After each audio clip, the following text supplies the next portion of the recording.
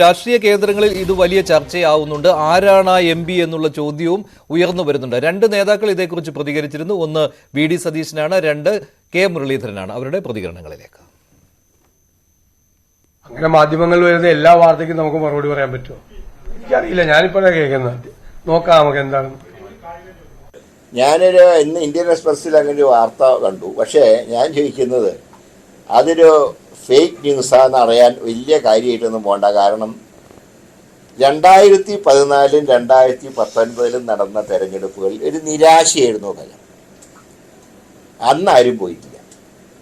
എന്നാൽ 2024 റിസൾട്ട് ഒരു പ്രത്യാശയുടെ റിസൾട്ടാണ്. അപ്പം നിരാശയുടെ സമയത്ത് പോവാത്ത ഒരാൾ പ്രത്യാശയുടെ സമയത്ത് പോവും.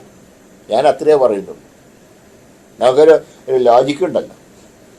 നിരാശയുള്ള സമയത്ത് ഇനി പാർട്ടി രക്ഷപ്പെടില്ല, ഈ മുന്നണി രക്ഷപ്പെടില്ല എന്ന് പറഞ്ഞിട്ട് പോകാൻ ചാൻസ് ഉണ്ടായിരുന്നു. പക്ഷെ അന്ന് ആരും പോയില്ലല്ലോ. പക്ഷെ ഇപ്പോഴങ്ങനെയല്ല. അയോധ്യ ഉൾപ്പെടെ വന്ന മാറ്റം, UP-യിലെ മാറ്റം, ഹരിയാനയിലെ BJP-യുടെ തമ്മിലടി, ഇങ്ങനെയൊക്കെ ഒരു ഘട്ടത്തിൽ ആരാണ് ഇപ്പം BJP-യിലേക്ക് ഇതുവരെ പോകാത്ത ഒരാൾ?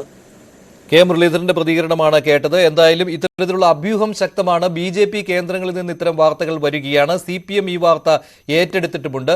ഒരു പ്രമുഖനായ കോൺഗ്രസ് MP BJP-യിലേക്ക് പോകുന്നു എന്ന രീതിയിലുള്ള അഭ്യൂഹമാണ് ഇപ്പോൾ സജീവമായി നിൽക്കുന്നത്.